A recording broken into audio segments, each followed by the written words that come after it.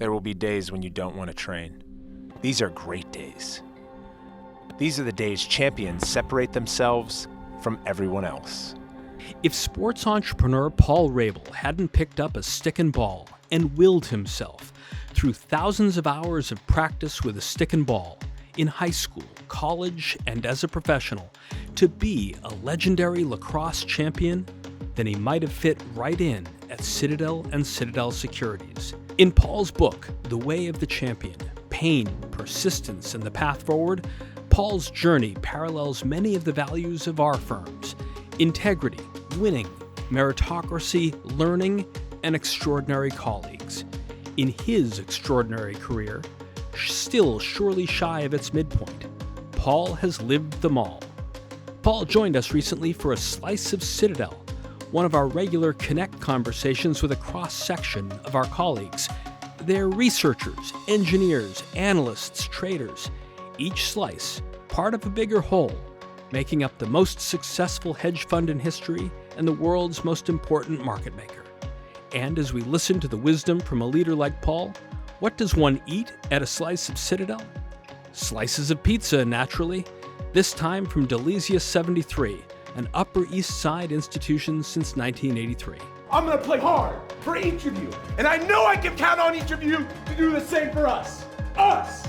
Let's go! Hands in! Together on three!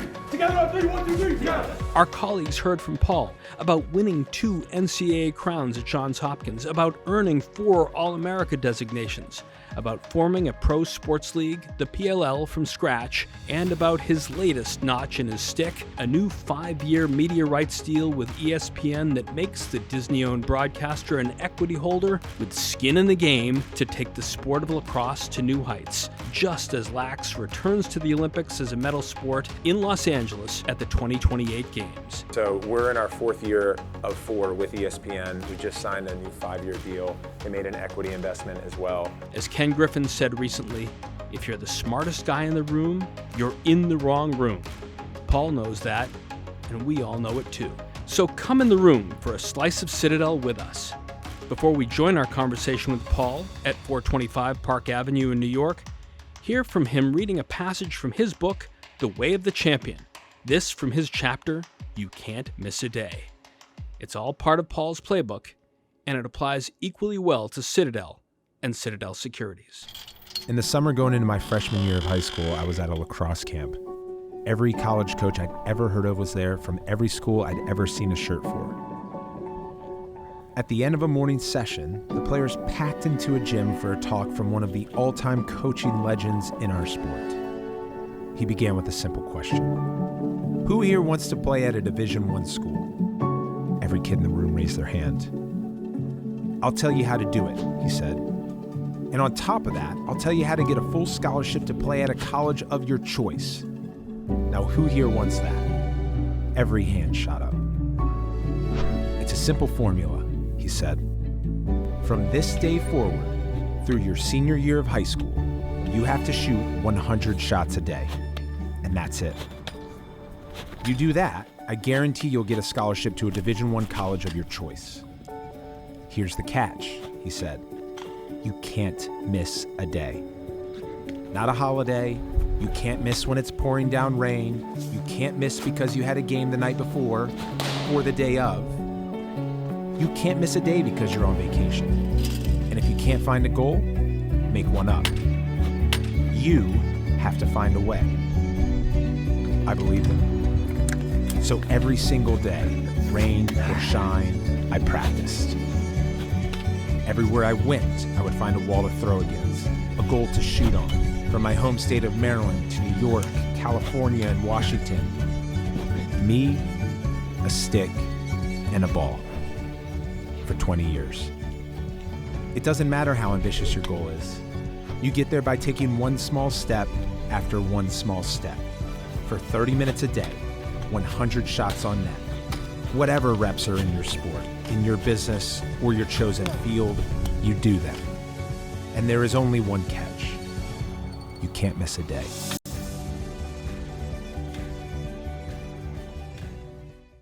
It's great to be back with you. Great to see you, Paul. Welcome to Citadel. How many in here played lacrosse or have watched lacrosse by a show of hands? Cool. Pretty Great. good 50-50. Turnout. Awesome. What you're looking at, Paul, in addition to a large collection of lacrosse players from Citadel, is a slice of Citadel. These are engineers. These are portfolio managers. These are researchers. These are analysts. These are traders, all of whom are at the top of the game. They are a slice of Citadel, sort of like sauce topping cheese and flour. Tell us about the Rabil upbringing in Gaithersburg and what would constitute a pizza night. We grew up and would have Friday night pizza. My dad was a salesman. He worked for a paper company for 35 years. My mom was an art teacher. And they just both worked extraordinarily hard and did their best to put us into things that we were interested in. I'm the middle child of an older brother who I work with per Josh's note and a younger sister. But on Friday nights, we would have pizza. And that would either be DiGiorno's, where it would get thrown into the oven by my mom and kicked out. And then we'd race to try to get to seconds faster than each other. And then the other chain that we would go to is Lido's. You guys are familiar with Lido's? Kind of like no cut corners. And here at Citadel, as I was telling you, we pride ourselves on our kitchens. We have a great hot breakfast, hot lunch every day. Don't normally eat pizza, but what is the usual routine that keeps you as sharp as you can, lets you play at 100%? Well, I tell young and aspiring athletes that nutrition should not and likely will not be glamorous if you are looking for performance fuel. And when I used to think about nutrition, I had a nutritionist probably 15 years ago, and it was like pretty rudimentary stuff. And so my strategic listening side kicked in and was like, okay, who are the athletes that are jacked? Bodybuilders, right? What's their nutrition routine? And that's really available. And then you start learning, whether it's from Arnold Schwarzenegger or Kai Green or others, that our body, if you're an active athlete, has the ability to consume 20 grams of protein every 2 hours and find use of it. And then it comes down to timing. When are you eating before, and what type of food are you eating before as fuel, and what are you doing afterwards? Because every time you lift or shoot, in my case, your muscles have little micro tears, and then they build back like calluses. And so if you get, from a timing standpoint, the right protein in there. So I would just find the clean and lean proteins like chicken and salmon, and I would eat a lot of tofu because that was part of our family's diet growing up. And then the right vegetables and the right fruits are sort of throw-ins, but those should always be there. And then carbohydrates are really important. Part of that word is hydrate. And if you're an athlete, your carbs and your saturated and unsaturated fats are your fuel. And if you do a VO2 max test, which is another level of strategic or curiosity around how your system works, it'll tell you based on level of workout, call it zone 1, 2, and 3, where you're consuming your fuel the most. And so for me, when I start working out, a lot of the fats are being used, and then it jumps into the carbohydrates, and then it tries to scrape sugars. So at halftime, I would have, a peanut butter and jelly sandwich to top off the fuel. So now as an entrepreneur, I'm not burning as many calories, and I'm not lifting as much. So I have to be a little bit more tight with the way that I'm consuming, how often and what. You were just in Kansas City this weekend for the Premier Lacrosse League All-Star game. You have a relationship in London, so you're constantly going between time zones. You talked about, even in this piece, gamifying sleep. What's your recipe for making sure you're well rested? Well, there's just so much science that indicates that we perform better when we sleep well. And there are a few individuals, I am not one of them, and I would say it's fair to assume that you're not, that require just less sleep.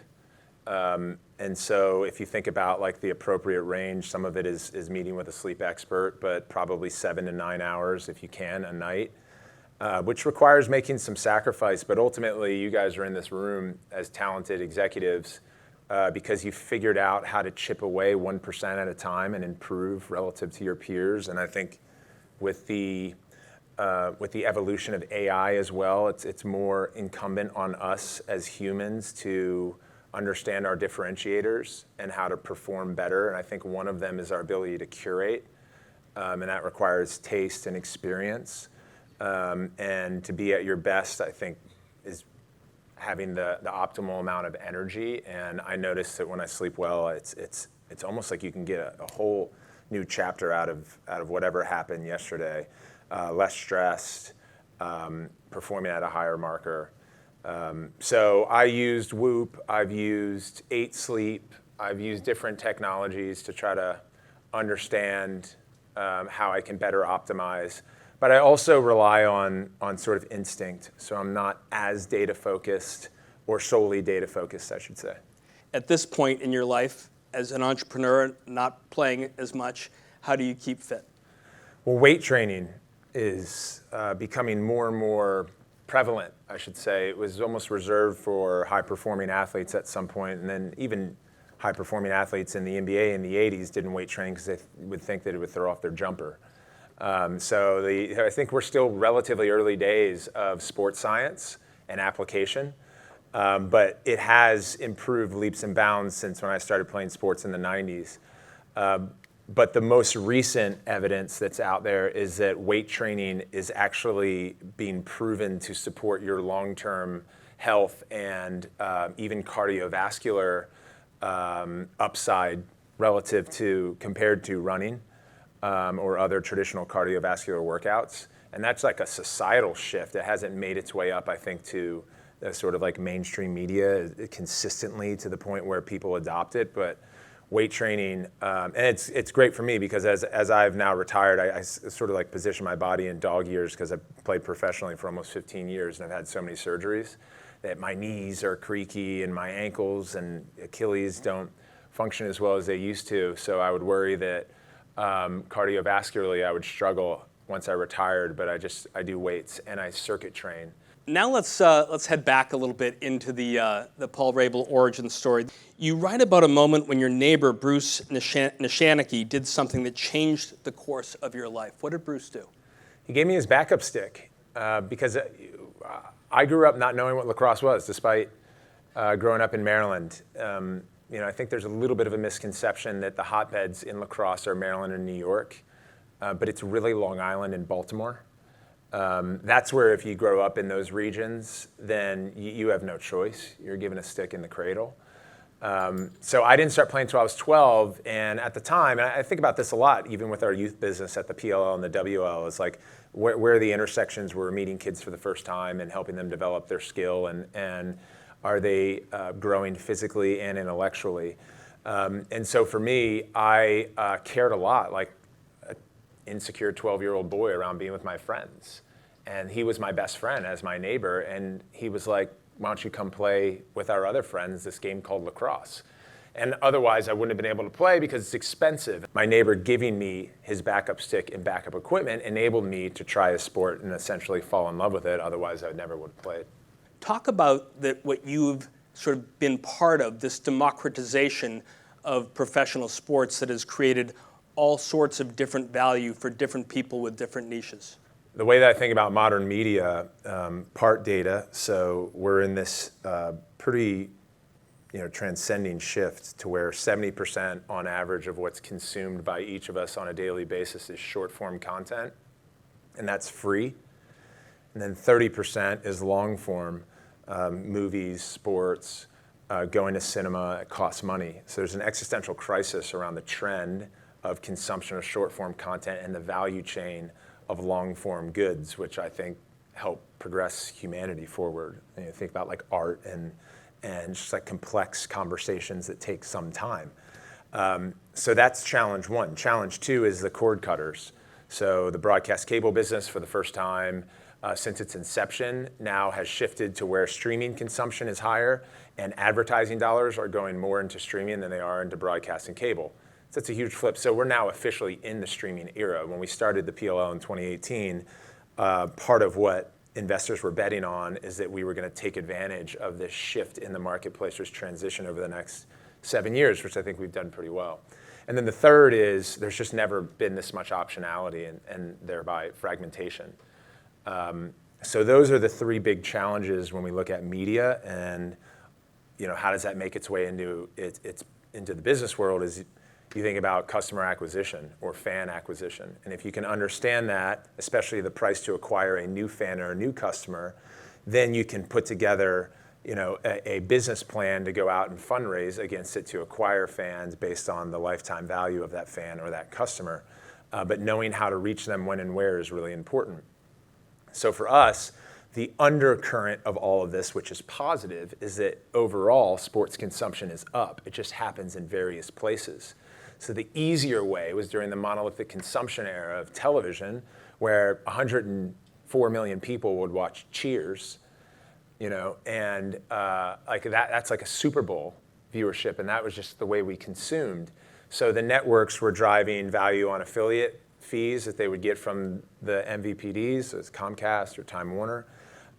They would drive revenue through advertising, and then if you fast forward to today, it's subscription revenue. Now what they're having to pivot to, and kind of back to Pat McAfee, is when ESPN cuts their deal with Pat, it includes his YouTube channel, because his AdSense dollars, which is essentially 50%, goes to the creator, and why YouTube is the biggest streaming platform in the world, as they've had a built-in monetization element for people who use it, unlike Meta and Google that are trying to play catch-up in, and even TikTok are paying creators now, but it's so part of the fabric of YouTube. So you have to be, the network executives are going, cool, we have to figure out, we can't resist anymore, we have to figure out where all the monetization opportunities are, and so is Madison Avenue and the advertising business. It was easier, sometime I long for the monolithic era. Like I love the idea that culturally we used to go to the movies on Fridays. Like that's, I think, the biggest challenge. We could talk about like the cinematic experience and things of that nature. And like, Ted Sarandos can continue to, butt heads with Bob Iger around like, going and like try to win talent because they have a theatrical release versus not. But ultimately the next generation, they're not going to the movies to hang out on the weekend. And that's what I did. I think that's what a lot of us did. I can't really tell the age discrepancy, but it feels like we have a good range here. And that's gone. So we just have to adapt and be agile, and we built our business to take advantage of the 70% so that we could lift off pro lacrosse into a place where I believed it could have been in the year 2001 when Major League Lacrosse first started. So bring us back to this moment that you and Mike ponder this offer that would have netted you both $6 million, going back to this time that you put your idea on a napkin, and whether you thought $36 million was the right price for you or you were worth a whole lot more.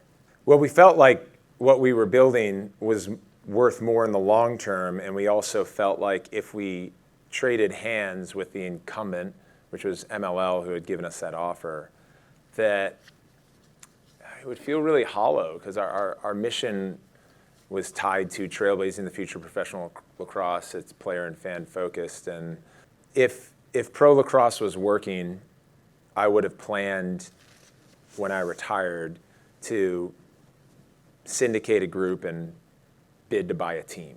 If it's not working and you believe in the industry and the discipline, then you got to go the more difficult route, which is start a league from scratch. It was not our preference. We originally had Viking Capital at the time covering overhead to go to MLL and try to buy them in 2016 and 17. Couldn't figure that out, so then we were building a parallel path with venture capital to start a league of our own.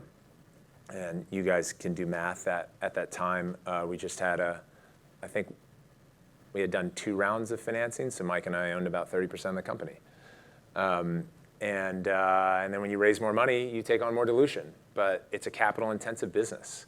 It's sort of like building a skyscraper in Manhattan, where you have to like finance losses to go really deep into the ground, such that when you build up and hit that break-even point, and ideally create a business that's profitable, it'll have been worth it. Sports leagues and teams trade on right now 8 to 12 times revenue, which is an extraordinarily high multiple.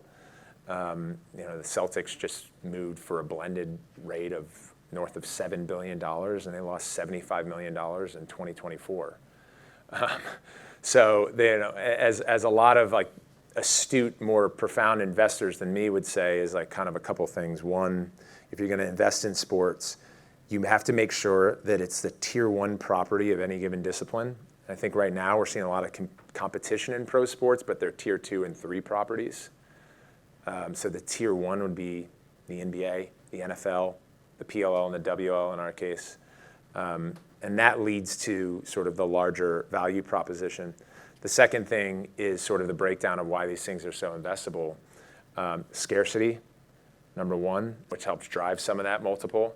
The second is live IP. So you have, intellectual property that can be licensed and making a couple $2 billion a year for the NFL or the NBA by aligning with, Hershey's or P&G brands. And then the third, and then you have the live experience, which I think if what I was saying earlier might be true, and the craze of technology and AI and social media, the value proposition of in real life events will continue to grow. Our business plan was a little bit more sophisticated in this napkin.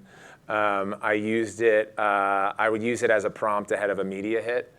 It's really holistic. Our company is different than most team sports leagues that are trade associations, where you have the commissioner's office that's servicing the 30 to 32 owners, and each of those owners have their own P&L, and there's no equity in the top co. In our case, we're a C Corp. We own the league IP, all 8 of our teams, the WL, all 4 of those teams. We own our youth business. We own a media company called the Lacrosse Network. And that enables us, I think, to move more quickly and be more agile and more effective with corporate partners and our network partner, which we'll get to in ESPN. And it has allowed us to basically grow faster than if we had sold teams when we started. PLL is relatively young at 7 years. We talked about this deal now with ESPN. It's been your media partner since 2022, but now it's an equity stakeholder. Been reported, not confirmed, around 3%. And that's going to transform your league as it heads into the Olympics. But I've got so many more questions, Paul, I can ask, and I've got plenty to go, but I want to open up the conversation to everyone here. And I had a clip of an article on the Premier Lacrosse League website. The headline was, "A long 365 days inside Cole Williams' road back to Archer's championship series." Cole Williams was an All-America lacrosse player at Johns Hopkins, finished his career there in 2021, played in a school record 67 games with 102 goals and 55 assists as an attackman and midfielder. And in addition to being a professional lacrosse player now with the PLL, he's also on another team, the rates and credit ops team of Citadel Securities. Cole Williams, ladies and gentlemen. Yeah, Cole. As we open it up, Cole, talk about your experience as both a PLL player and a Citadel Securities player, and you've got the first question for Paul. Sure. Yeah. Paul Rabil is the pinnacle of the sport when it comes to the innovation that the PLL brings. And it's been an honor to play in the league for him. We actually kind of grew up in the same area. I grew up watching Paul at Johns Hopkins, and I was actually able to go play at Johns Hopkins myself. So, what I learned at Johns Hopkins and what I've learned from Paul is kind of what I've taken into my career at Citadel. With that, at Citadel, we pride ourselves at being being in the forefront of innovation and thinking outside of the box and having that mindset. Now, having played in the PLL for the past 5 years, I know the PLL has that mindset. For those people that are less familiar with the PLL, can you elaborate how you instilled that outside the box mentality to managing the PLL? Yeah. And maybe where you developed it. Was it something from college? Was it something from your childhood? It's a great question. And I got to coach Cole when he was in high school at an event called Project 9, and he was the same size as he is now in high school. So it didn't go well for his opponents, or really for me, I think. So when I talk to our colleagues today, I say, like, in the workforce, you need to be able to do 3 things really well. The first is be a subject matter expert at whatever it is you do. And that means you're dialed in, but you're also consuming from outside of your general role and responsibility or subject matter, so you can be predicative, right? Subject matter expert. The second is you have to develop the skill of advocacy on your own behalf. We have several really talented employees at the company who haven't quite yet figured out how to lobby their subject matter expert, their point of view. And the third is you have to go execute and post-mortem after your execution. And that mindset I took to sport, and the subject matter expertise was when I was a rookie drafted the Boston Cannons, I subscribed to the Sports Business Journal. And I would get it every Wednesday, and I would take it on the plane with me, and I would just read about the sports business. I didn't know I was going to start a pro league, but I knew that if I wanted to be a full-time pro lacrosse player, which I'll come back to Cole now on, that I needed to understand the business because deals weren't going to come flowing to a lacrosse player no matter how good I was. So I learned about the sponsorship business, the media business, and then I self-taught myself social media because Facebook launched their fan pages in 2008, the year I graduated from Hopkins. At the time, there were only cat videos on YouTube, and Twitter and Instagram hadn't launched. Certainly not TikTok. So I was an early adopter and pretty hardcore user. And I started spending time with the heads of sports at each of those platforms too, to be like, how can I jump ahead of my peers who probably have larger audiences in basketball, baseball, and football? I'm curious if you could touch on your time as a player. Like, what were some of the big roadblocks that you had to break through to reach your top levels of game, and what were some of the techniques that you used to unlock those? When I look back at my career, the big turning points were massive losses and failures and injuries. And I think, I lost a world championship game to Canada in Denver. I lost my senior year on ESPN national championship game to Syracuse. My MVP year, I broke my foot. So I never got to the year following my MVP, I broke my foot, and that was really hard. Personally, I've been through a divorce. Work-wise, starting a league against a competitor and getting a lawsuit sent to you is, all these moments are really dark and challenging. But what I've learned is they can become fuel, and your turnaround is where you experience the most growth, so long as you take accountability and then dig in. And I think that lesson, which hopefully I hit on in the book in various ways, because it's not just about my experiences. I highlight many athletes, entrepreneurs, and authors and entertainers that have been through different things and can kind of pull a specific lesson that might help. Because there is no blueprint for any of us, but I've found that the commonality is often being able to handle pain, persist through it, and then pick up all the new skills as a result. So I think that level of toughness in my career was what led me to having the career that I had, which was not short of a bunch of losses and bad games and injuries and the likes. Well, Paul Rabil, thanks so much for sharing a slice of Citadel with us. Thanks for coming. Appreciate it.